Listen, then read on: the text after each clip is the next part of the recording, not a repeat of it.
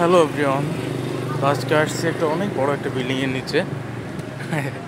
তো জায়গাটা রেস্টুরেন্ট, অনেকগুলো রেস্টুরেন্ট, নিরিবিলি একটা জায়গা বলা যায়। দেখতেছি কিছু খুব কম মানুষ হাঁটতেছে, আমি আর কি হাঁটতেছি, বেশিরভাগ মানুষ গাড়ির ভিতরেই।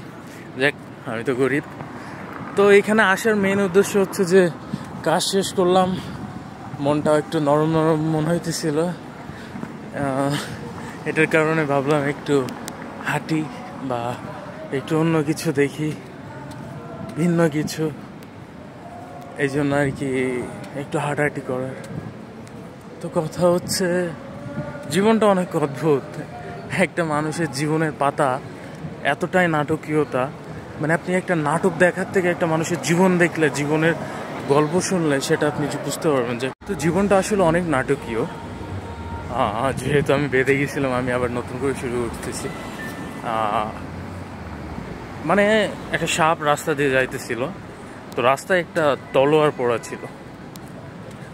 তো সাপ যে তলোয়ারের ওখানে যে গুঁতা খেয়ে ব্যথা পায়। ব্যথা পাওয়ার পরে সাপ হচ্ছে রাগ করে, অনেক রাগ করে ওইটা তলোয়ারে ছোবল মারে। সেটাতে ওর একটু কেটে যায়, আরও ব্যথা পায়, ওর আরও বেশি রাগ হয়। পরে তলোয়ারকে জড়ায় সাপ কেটে 3-4 টুকরো হয়ে যায়। এখানে আমরা কি বুঝতেছি যে রাগ কতটা ভয়ানক, যেটা আপনার সম্পর্ক নষ্ট করে, আপনার শারীরিক মানসিকভাবে অসুস্থ বানায় ফেলে, শারীরিকভাবে অসুস্থ বানায় ফেলে। হ্যাঁ, দেখতে পারতেছেন জায়গাটা কিন্তু খুবই চমৎকার। হ্যাঁ, তো অনেক বেশি কথা বললাম। এখানে বেশিরভাগ হচ্ছে বার, রেস্টুরেন্ট, মানে ভিভিআইপি, যারা মানে রিচ পিপল তারাই আসতে পারে। যদি মালয়েশিয়াতে ট্যুর করতে আসেন, আপনারা অবশ্যই পেনাং, পুলু পেনাংয়ে আসবেন বা পেনাং জুরুতে আসবেন। এটা হচ্ছে জুরুতে, মুকুট মার্তাজামে, অটো সিটি, তারপরে আইকন সিটি। দুইটা জায়গায় চমৎকার, অনেক কিছু কেনার আছে, অনেক কিছু দেখার আছে, এনজয় করার মতো, খাওয়ার মতো। জাপানিজ, চাইনিজ সব ধরনের রেস্টুরেন্ট এখানে আছে। প্রচণ্ড ভিআইপি জায়গা। অবশ্যই যারা ট্যুর দিতে আসবেন তাদের কাছে অবশ্যই মোটা অঙ্কের টাকা পয়সা থাকবো।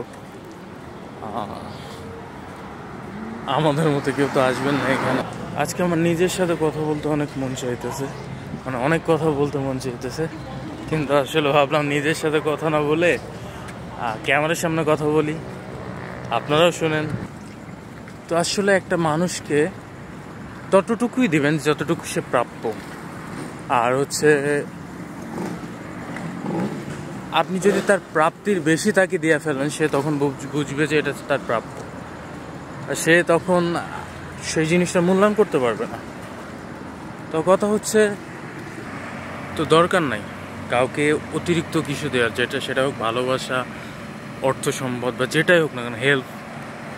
যে যতটুকু প্রাপ্য তাকে ততটুকুই দেওয়া উচিত, এর বেশি কাউকে কিছু দেওয়া উচিত না, এটাই বাস্তব।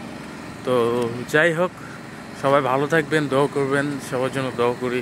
যারা ভিডিওটা দেখছেন ছোট্ট একটা কমেন্ট করে দেবেন, সুন্দর একটা, সেটাতে আমি হয়তো আরও উৎসাহিত হব, আরও ভালো লাগা কাজ করবে আমার ভিতরে। তো আপনাদেরকে অনেক ধন্যবাদ, thank you so much for watching this video. আল্লাহ হাফিজ।